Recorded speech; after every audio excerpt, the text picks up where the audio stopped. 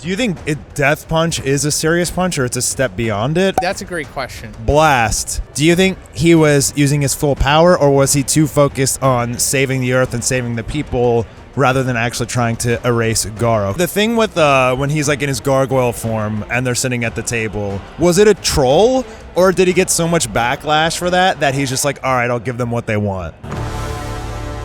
At Anime Expo this year, I finally got to meet another YouTuber that I've done a lot of One Punch Man collabs with. His name is Zonin. Congratulations on hitting 200,000 subs. And we talked for an hour about One Punch Man. This guy's legitimately a wizard when it comes to manga. I'm convinced he has a photographic memory when it comes to the mangas, and I put him to the test here in our interview, and he legitimately would say stuff like, oh, on, chapter 119, page 7, panel 4, and I'm like, how do you remember this stuff? But it was a pleasure to meet him in person, and it's a really good interview with a lot of One Punch Man content. This actually happened before the last chapter came out, but we talked about a lot of future theories as well. So if you're a fan of One Punch Man, please enjoy the video. That's coming up right after this. Legitimately, I am Lord Mastar. It says right here. Established Titles sponsored this video, and honestly, this is one of the coolest things I've ever seen. My wife has even been calling me Lord Mastar recently, and I get all giddy inside every time she says it. Lord Mastar, would you like another beer? Why, yes. Yes, I would. For $50, you can get the title pack, which buys you at least 1 square foot of dedicated land on a private estate in Edelston, Scotland, and the official certificate with a crest. Your certificate features a unique plot number, so you can see the exact location of your land. They plant a tree with every order and work with global charities One Tree Planet and Trees for the Future to support global reforestation efforts. It also makes a great last-minute gift. They even have a couples pack, which comes with adjoining plots of land. And the cool thing is they ship it so fast. I got mine in like a day or two. So wedding or anniversary gift perhaps? You can officially change your name to Lord or Lady and get it on your credit card, plane ticket, etc. Or you can even put it on your dating profile. Established Titles told me that the first 200 people that use my link will get plots of land next to mine within walking distance. We can build our own kingdom. Kingdom Star. Established Titles is running a massive sale right now, so if you use my code MASTARMedia, one word, you can get an additional 10% off. Go to establishedtitles.com/MastarMedia to get your certificate now and become a lord as well. I'm here live at Anime Expo at the Demon Rush booth with ya boy Zonin, or Shonen, that's how you actually pronounce it, right? The OGs remember Shonen, but it's Zonin right now. It's Zonin right now. Today we're talking about One Punch Man. So first question, consecutive serious punch, what happens?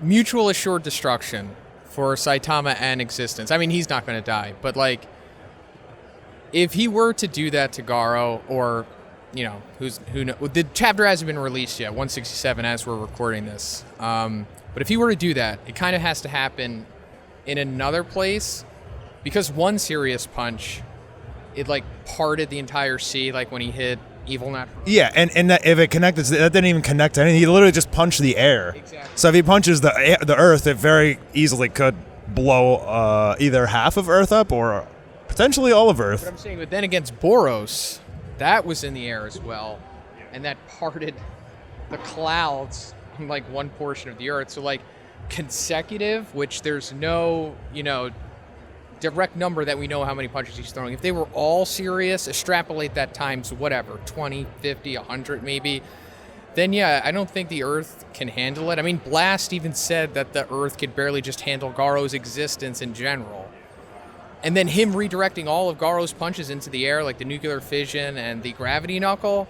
So yeah, consecutive serious punches is not good for the environment. Do you think Death Punch is a serious punch, or it's a step beyond it, or? That's a great question. It's never like fully been explored, I guess, because like the only time we ever see it say death, it's like when he's about to hit Genos. And it looked obviously one for one the same of when he was about to go against Garo in the previous chapter, but he said serious punch instead. So does that mean that when he was going against Genos in the training in season 1, that was just a serious punch, but then he stopped at the last second, and then just the recoil of it blew away that mountain? I mean, it was extrapolated in the anime. It was less impressive in the manga panel, but still. Clearly, that was showing us that it wasn't the same as when he threw the serious punch at Boros. It was more controlled with Boros. He was a little more unhinged against Garo and Genos, for sure. Consecutive Death Punch. All right, so let's talk about the next chapter, because this is super, super hype stuff. I mean, Garo is far stronger in the manga than he is in the webcomic. Insanely stronger. It seems like he is actually a threat to Saitama, like potentially. He did blow him away with the gamma ray burst, but I mean, I don't think Saitama, although it looks like he has dust and scratches, has actually physically taken any damage. Now, my question is, this punch, first, I guess Blast is either going to teleport them out or to another dimension or to another planet. If the punch connects, do you believe that Garo is equally as strong as Saitama, or he's just matching his technique, and when their punches connect, Garo is going to get blown away? That's a great question, too. So on the surface, Garo's ability to copy can seemingly only take the technique. I mean, he can't, like, copy a power level or somebody's strength, especially Saitama's, even if he could. I mean, since he has a full understanding of the energy and all things in the universe, I don't know if that necessarily means that he can, like, manipulate his own power to rival Saitama's, but the way that I personally take it, which I guess it's really up for interpretation at this point, is he's just taking what Saitama does, like, oh, the way that he applies force to his serious punch, I'm going to use that method, and maybe that can bring out the most in me. Same thing with, like, consecutive normal punches. The way that he throws it, while to a regular person it's not really that effective, but to a genius like Garo and a god like Saitama, then it does become, like, you know, this tier 0 move that he's capable of doing. So I think it's more so that, like, a serious punch for Garo is probably the apex of his power, but it's not comparable in strength to Saitama's. But as for, like, when they connect, which obviously, I mean, before you jump into that, there is an actual line in the translation where he says something like, my power, if I can copy Saitama's full power, like, my power will grow to accommodate or be even stronger. So he thinks that, like, he did make some reference to, like, his power literally growing and not just copying the technique of the punch. Yeah, precisely. That's what I mean. Like, when he copies what Saitama is doing, that will bring out the most in him. So, like, after he was done with Blast, he was like, you know, I'm not really interested in it anymore. The Baldy guy wasn't even using his full power against me. If I can draw out that, then I can bring out the most potential in myself. So I'm assuming that he's hunting for, no pun intended, Hero Hunter, if he even is that anymore. He's pulling out whatever is above the serious series moves, which, you know, we think about from time to time. Blast. Do you think he was using his full power, or was he too focused on saving the Earth and saving the people rather than actually trying to erase Garo? Because personally, I think that it's definitely not his full power, and he probably knows that if he used his own, he might also put the Earth at risk. I mean, he even said the priority is to get everyone out of here, right? So what do you think Blast's capabilities might be at his true strength? Well, so far it seems like he's up there with Cosmic Fear Garo, which I wasn't really sure he was going to be able to match that. But I mean, I guess he did, because, like, he was kind of caught off guard when he threw the consecutive normal punches with the nuclear fission and the gravity knuckle, and he didn't get touched once, actually, by Garo.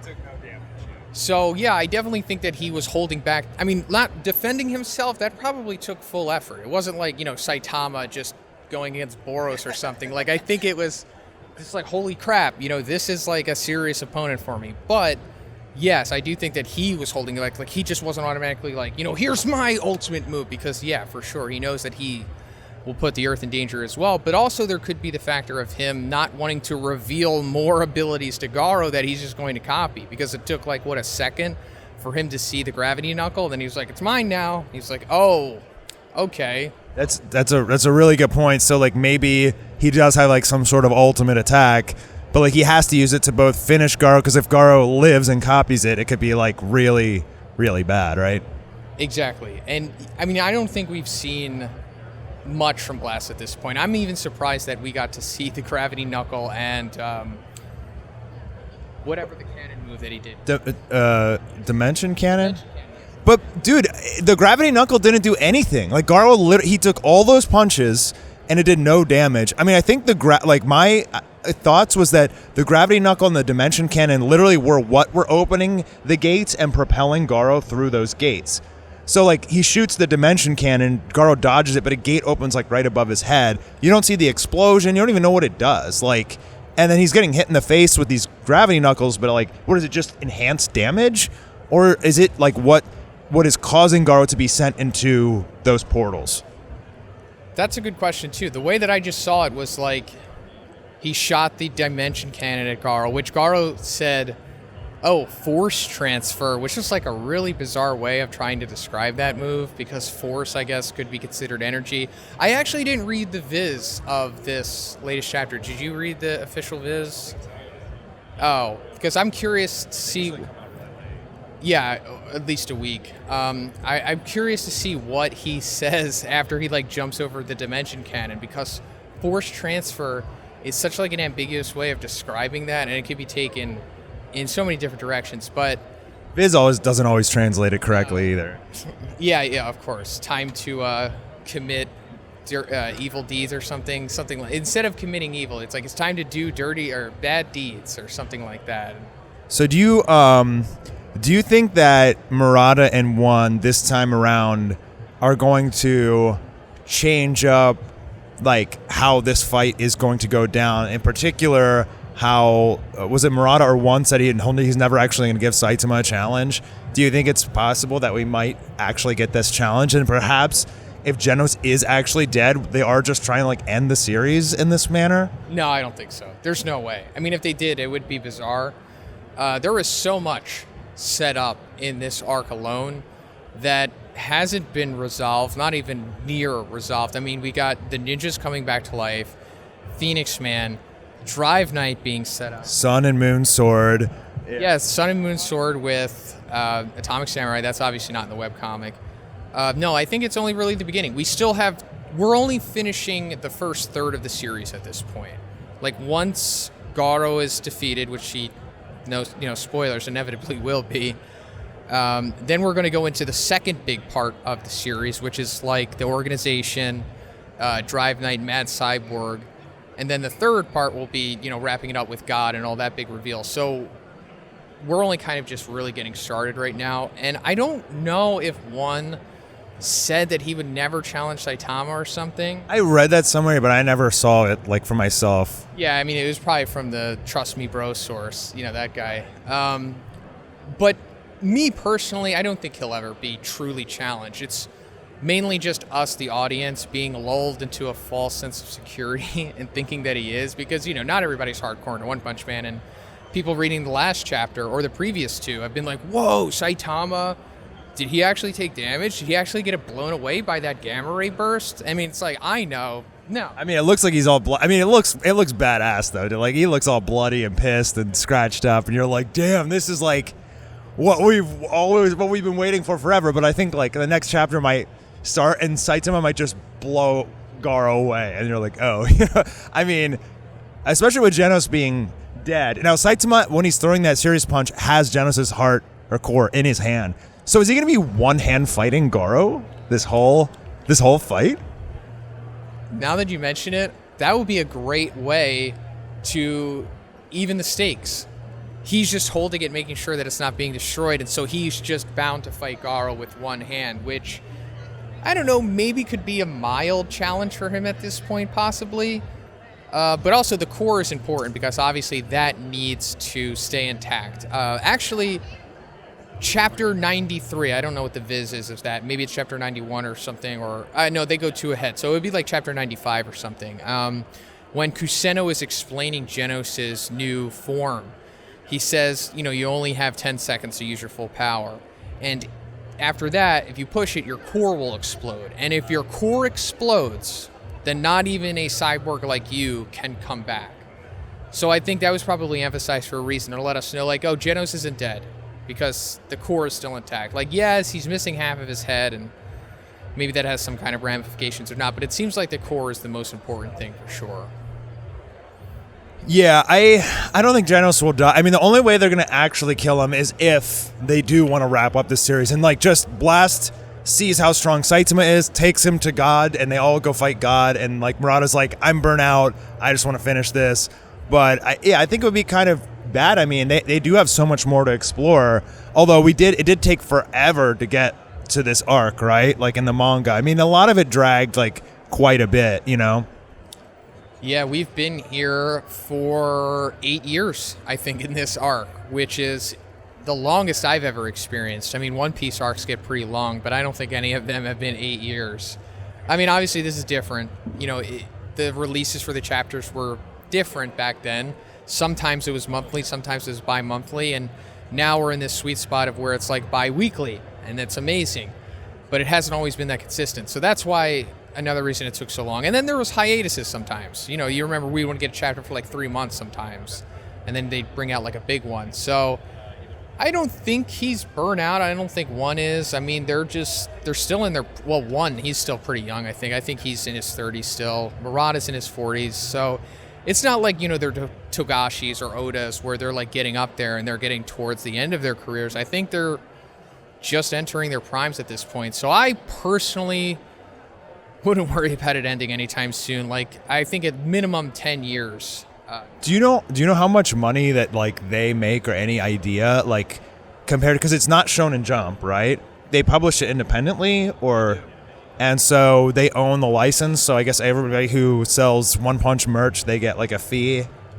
Well, I think Shueisha owns some of the IP of One Punch Man, at least. I mean, you know, whenever your videos get struck, Shueisha, but for the most part, they're not bound by Shueisha, at least releasing the chapters. With like printing and publishing and stuff like that, it's probably different. But like that's why they go through the Tono Renoi website, the place where we read all the raws at. So that's another thing that gives them so much freedom. But as for money that they make, minimum 7 figures. I know Murata does. One probably makes more. I mean, he's got Mob and One Punch Man. How do you know that for sure? I researched it around a little bit ago, but to be honest, shout out to my boy Vibhav. He's the one who told me for sure, and he knows. He's better than Source, trust me, bro. He's the moderator for the One Punch Man subreddit. He knows his stuff for sure. He gave me more insight into that. Do you think, how many chapters do you think this fight between Garo and Saitama is going to last? Because, like, personally, I think that they're going to milk the living hell out of this. I mean, it's, like you said earlier to me, One Punch Man right now is at its peak. The viewership for our videos in particular is off the charts because this is super exciting stuff. I mean, the art, the action, like how strong Garo is, like actually makes him feel like a threat. Like the infusion of this god, it's just incredible. Like Garo literally seems unbeatable at this point. Although we haven't, you know, seen him fight a serious Saitama yet. So I mean, personally, I feel like we're gonna get maybe 5 chapters more of this fight. I mean, I hope so. I mean, me and you definitely hope so. I mean, we have more incentive than just the average reader for sure. But it could be the next chapter it ends, or it could be another 5. To be honest, I thought the previous chapter was going to be the finale of it because Murata tweeted, you know, when he was illustrating the chapter previous 2 weeks that, you know, I'm finishing up this chapter. This is going to be the climax of it. So let's go hard or whatever. And of course, it's really hard to decipher Japanese tweets, especially doing the Google translation. So I will sleep tonight with cat. It's like, yeah, Google translates so bad. But I got the feeling that it was going to end in the last chapter, but at least one more after this, I think. Do the thing with when he's like in his gargoyle form and they're sitting at the table, was it a troll or did he get so much backlash for that he's just like, all right, I'll give them what they want? See, that's a good question too, and I'm really unsure myself because there was obviously like this big shift in the community around that time when everybody was kind of turning on it, like, oh, this isn't what we wanted. This isn't how Garo's arc and whole thing was supposed to play out. Why is he becoming, you know, all docile and all of this stuff? And then suddenly redraw, and now we have Cosmic Garo stuff. Now, I don't think that it wasn't always the plan to do the Cosmic Garo stuff. I think that they were eventually going to do that for sure, but maybe one wanted to have the, you know, sitting gargoyle Garo segment lead into that. Like whatever they were going to talk about, you know, because they were obviously going to have a discussion. I think it was going to ultimately lead to God intervening, and then we were going to go into the Cosmic Garo stuff. Because you always kind of saw that the gargoyle form was kind of superficial. It was breaking, it was breakable. I mean, when one piece came off of his eye, the human was under there. So you knew that it was inevitably going to happen. But when he came out of it, it wasn't going to be the end, because one knows that, like, there has to be an epic fight, especially for the anime. Like, that's another thing. Like, the retcons and the redraws that happened last year and 2 years ago with, like, the Orochi stuff, 100% that's for season 3. That's why that was done. So, like, that was all changed to make more... For season 3 of the anime. Yes. Which is absolutely 100% coming. I can't confirm it to you because I don't know. It's from trusted source. Just trust me, guy. But, I mean, it's coming for sure. I mean, I think it would be way more bizarre if it didn't. But the whole Orochi redraws and stuff was to make the anime more cohesive, because that will be the end of season 3. Like, Orochi firing off the beam and Saitama doing serious squirt gun to him, and then you see the god altar revealed, and it's like, oh, the prophecy, that was the whole thing about the series this whole time. That's probably where season 3 will end. So, that being said, there has to be an equally awesome ending for the following seasons. I don't know how long it's going to take to get to the Cosmic Garo stuff, but I do think that they're very aware of that. And Tatsumaki with the spear killing Psycho Orochi, maybe? that could be season 4 ending for sure, but like there's no way that one season is going to comprise of more than like 20 or 15 chapters, also because the chapters are way longer than standard Shonen Jump chapters, which are like 22 at the most pages, and then sometimes, you know, you get like 40-page, 50-page chapters. So I do think that the Cosmic Garo stuff was always in mind. I don't know what was going on with the Gargoyle stuff. I think he maybe had a misstep, and he was aware of the reception. I don't know if he was so much aware of the international American reception, because I'm always kind of jaded with that and assume they don't give a crap about us. It's more so it is. It's the local, like the Japanese fan, but they do share, not always, but a lot of the times they do share like a lot of the sentiments. And yeah, I mean, I'm sure, I mean, I've seen, like I was telling you the other day, there's still, even with how amazing this last chapter was, webcomic elitists who are still complaining and getting likes, like hundreds of likes on their posts were like, this is, you know, really bad XYZ. And I'm just like, how can you call this chapter bad? Like, it's, I mean, it's, you know, you and I both said the same things in our videos. This chapter literally gave us everything we ever wanted out of One Punch Man. You know what I mean? That's what I'm saying. And it's like, we're both into the webcomic too. You know, we read it, we enjoyed it, and it's always going to be there. It's not like the manga has to be that. And that's another interesting thing about One Punch Man. It's like no other series has this going for it. It's not like there was like a webcomic for Jujutsu Kaisen or My Hero or One Piece that we're constantly comparing it to, and because it doesn't live up to what it originally was, now I'm upset because it's not what I wanted it to be, you know? So it's like One Punch Man has this weird split in the fandom, and I just think it ultimately comes down to just tribalism. And some people, like, regardless of how good the manga is going to be, they just have to stick to their guns. Like they've built up their community at this point of being the manga contrarian. So it's like they have to do it because it's like, you know, if they don't, then they lose what they had. You know what I mean? Right. They're stuck in like kind of their negative attitude, or their elitist attitude, and that the other followers follow them for that, for sure.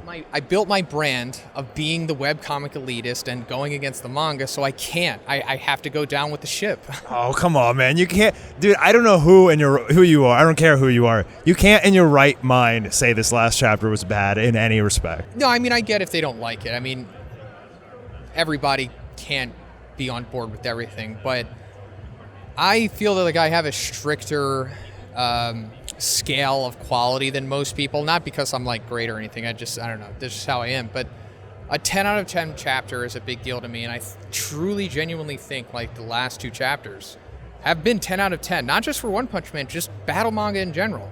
Like, it's as good as it gets. It just, there's very little to there's very little flaws to see in it. It's just so cohesive, and the art, of course, is incredible, and everything. So what do you think about the current arc, and at least like the Neo heroes leading into Genos redemption arc? Are you a fan of the arc after Garo?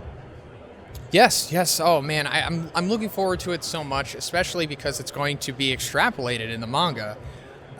You know Glasses, right? The character. I think it's going to explore him a little bit because, Dude, you made a video said he's like the next Saitama or something. Like, I don't know about that. in theory, he could be.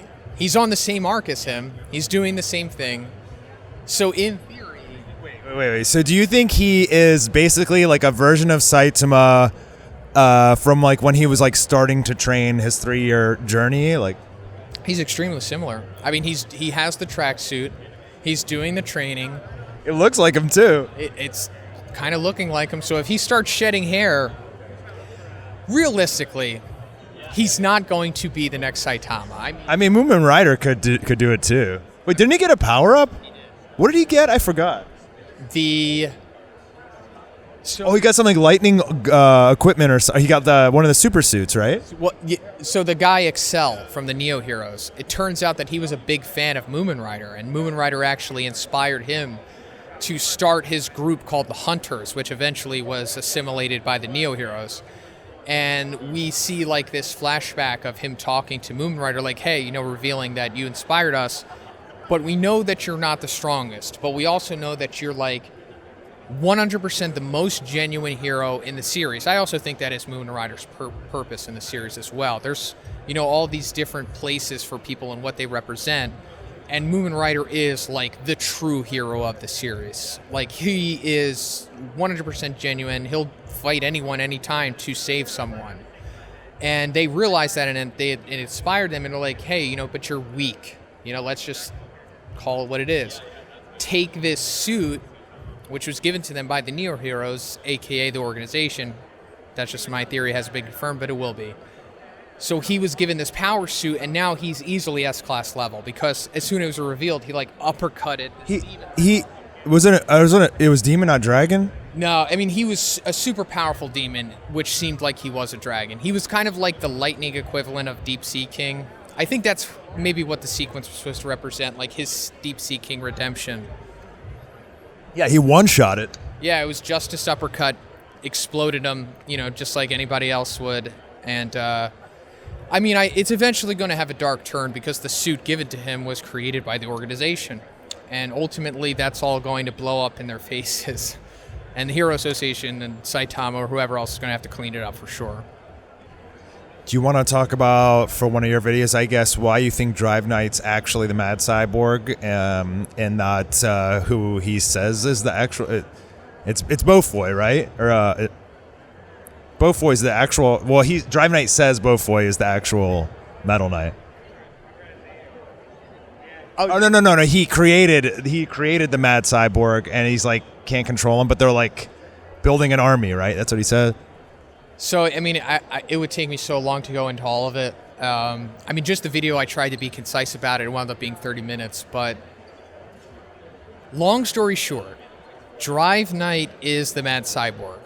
There's a reason why he is always connected to Genos throughout the series. There's a reason why he's trying to convince everybody that Metal Knight is a bad guy, despite us literally never seeing Metal Knight doing any suspicious stuff outside of just being pragmatic.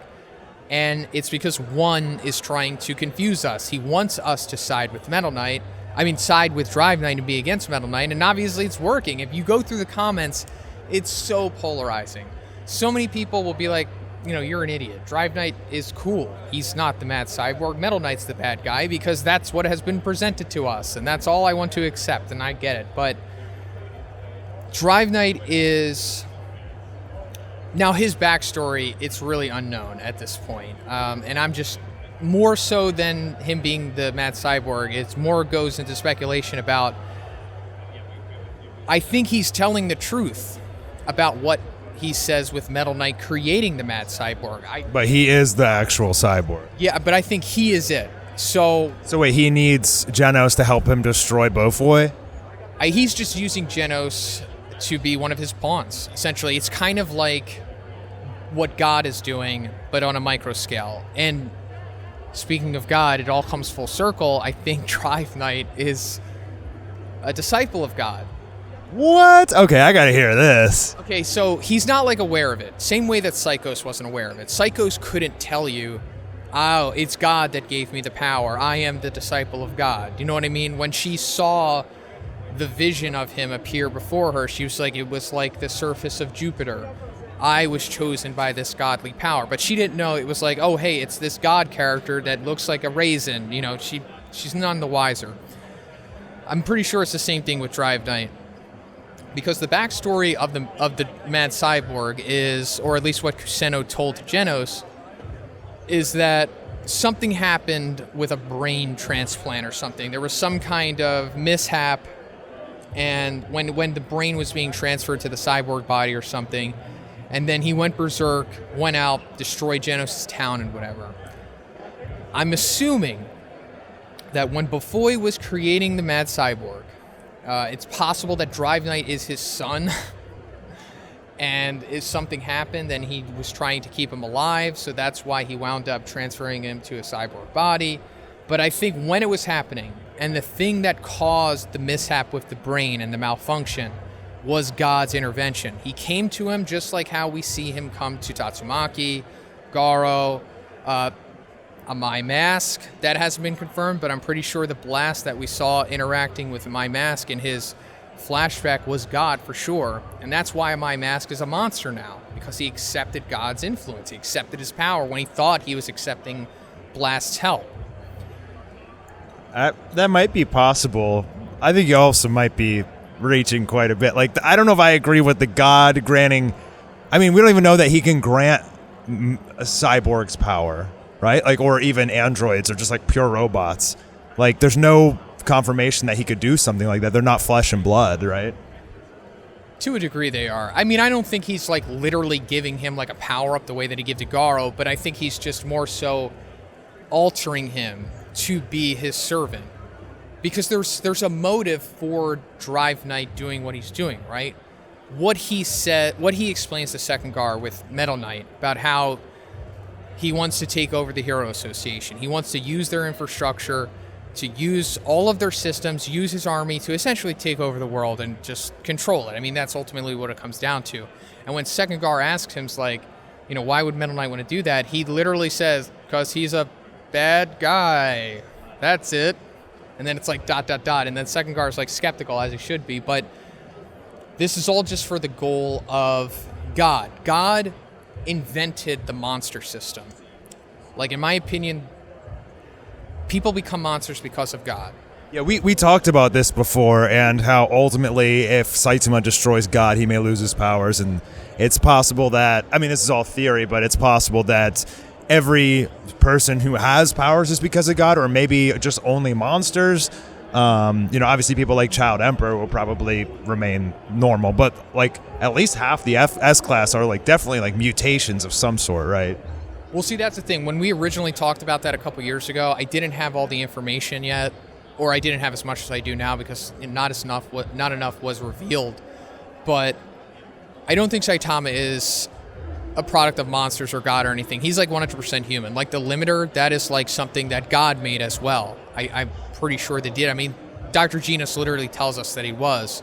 And that's another thing that I wasn't sure of. I was like, is Dr. Genus talking about God, the character, when he gives that exposition in chapter 88 about, you know, God placed a limiter on humans, you know, the classic thing that he tells to Zombie Man. I think that Dr. Genus in that moment was metaphorically speaking of God as like nature, you know, just, you know, genetics and whatever, evolution. But it was like a double layered thing as to where one is talking about God. He is saying it, but at the same time, the people of the One Punch Man world that are delivering this information aren't aware of it. So Saitama and the other like non-infected or the non-influenced S-Class heroes, which I would say most of them, like Metal Bat, he's 100% human.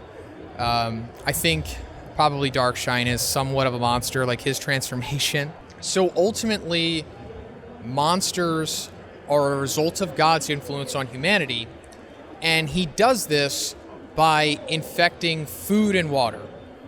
Like, that's why people become monsters.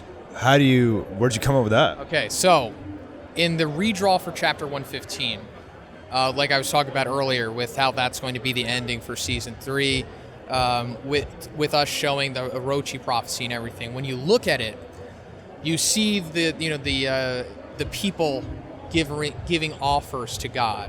And at the very top, it's like Orochi, and then once you come down, you can see other things. Some of it is like food, water, there's like sea animals and stuff, and when you look at them, they all have the mark on them, which represents like God has marked them, because it ultimately comes down to like the Eye of Horus. That's like the symbology that one chooses for it, because a lot of this is based on Egyptian mythology. But that's showing that like the water and the food has been infected by God's power or whatever. So when people eat and drink, they have the ability to become monsters. That's why it's just spontaneous. Like if you were able to see... The crab guy. I was going to get to that because it's genius how one does it, but if you were able to see the Road to Hero of EA from season 1, like when Saitama's still wearing the tracksuit and he's kind of like on his grind, you see for the only time in the series essentially real-time monsterization, where the person just becomes a monster. No eating monster cells or anything. He just becomes a monster because he's finally reached that breaking point. All people have this innate ability to them because they've been drinking and eating. So that's the other thing about Crablante. He tells us the truth in the very first episode. I ate too much crab, and I became Crablante. That's it. Eating the food. I mean, I completely understand where you're getting the theory from, but like there's so many other people that have transformed from non-consumption of food and water, you know? I'm saying that gives them the ability to do it. It just awakens like some genetic DNA marker, right? Precisely. That now you can transform. Exactly.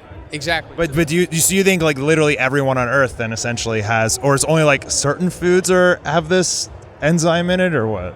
It seems to be like most meat. And that's another reason why Saitama, you never really see him get meat on his own. It's only ever presented to him. Like in the first episode, actually. I mean, this is just supplementary for the anime, but it's more so just hammering it home. Like when he picks up the package of seafood, he's like, oh, too expensive. He doesn't buy it. And then he winds up just getting like, I don't know, cabbage or something. And he never willingly buys meat. It's only ever given to him as like...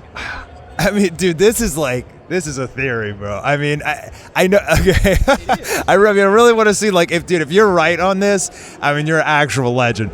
I mean, I'm not saying you're wrong by any means, but it's, I mean, if I was hearing this, that's quite a conclusion. I would be skeptical too. I'd be like, whoa, that's a bit of a leap. But like, I get it. I'm not like, no, agree with me. No, it's not a leap. I mean, I like the fact you're showing how like the symbols on the animals and like the offerings to God, like all had his kind of swirly symbol on it.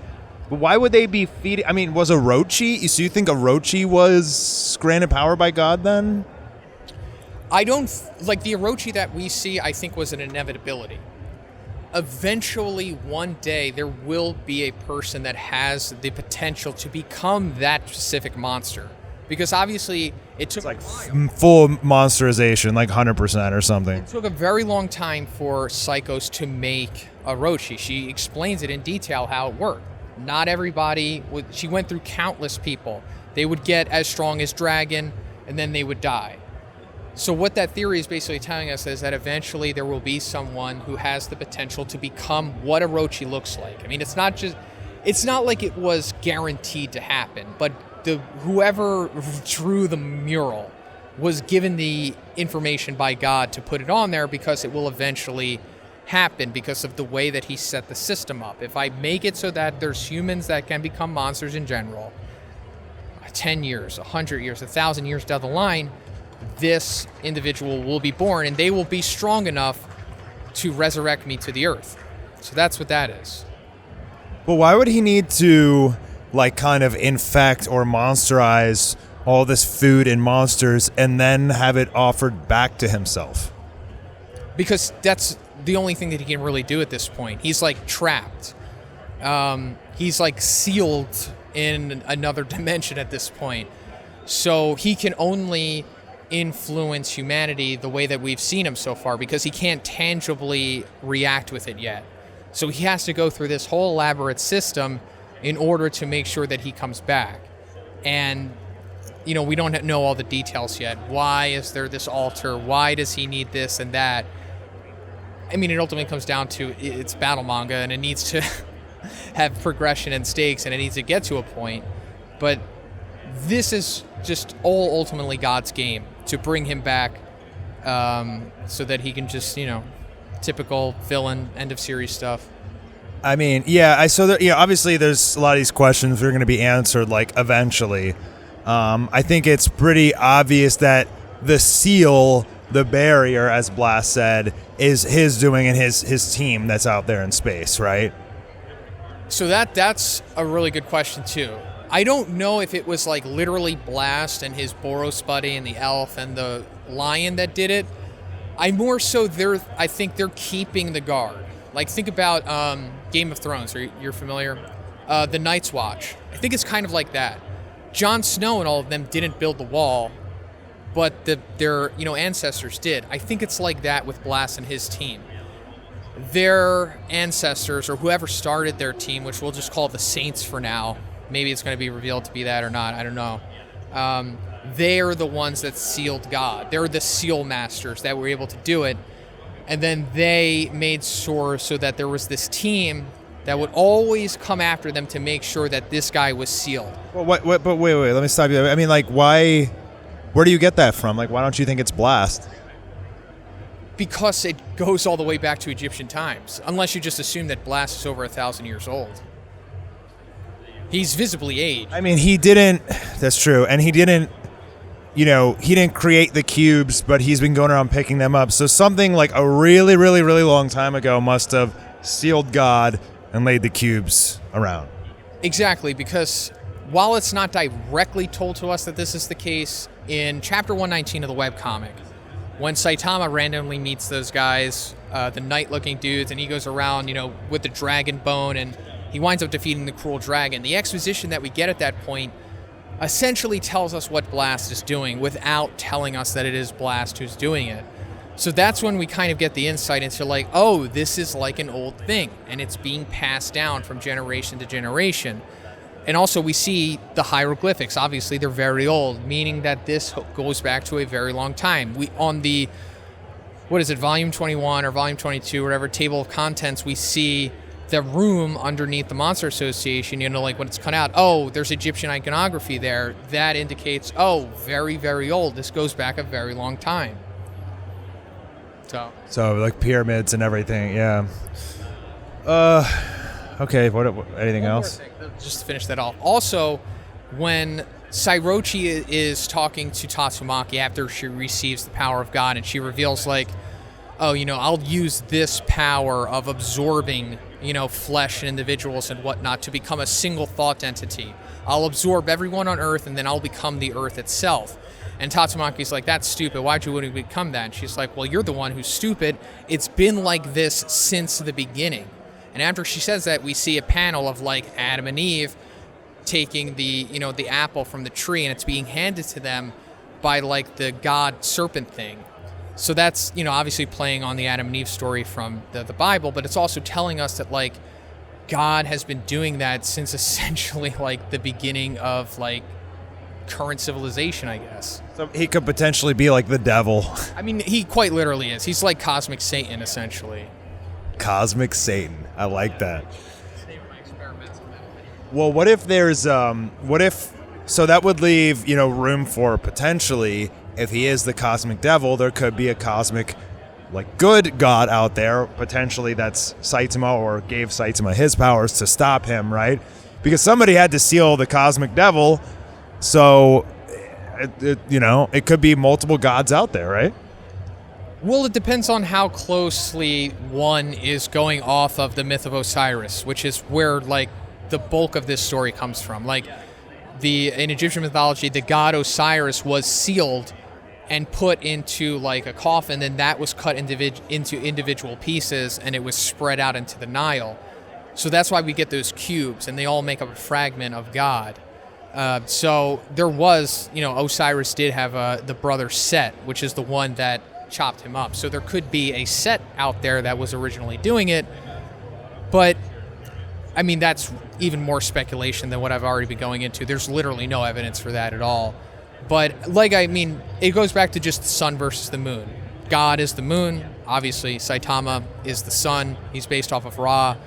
And as for him getting his power, I just think the limiter seems to be an inherent part of just all beings in the universe. And I think Saitama is the only one who may have removed it in a very long time, because God's obviously aware of the limiter. That's why he makes it so that, like, if you eat the food and you become susceptible to, you know, being a monster or whatever, you can't remove your limiter, or that's why it's so hard, because he fears the power. Because if you remove the limiter, then you could defeat him, or you become strong enough to do it. So that's why Saitama is like the only person to essentially ever do it, or as far as we know.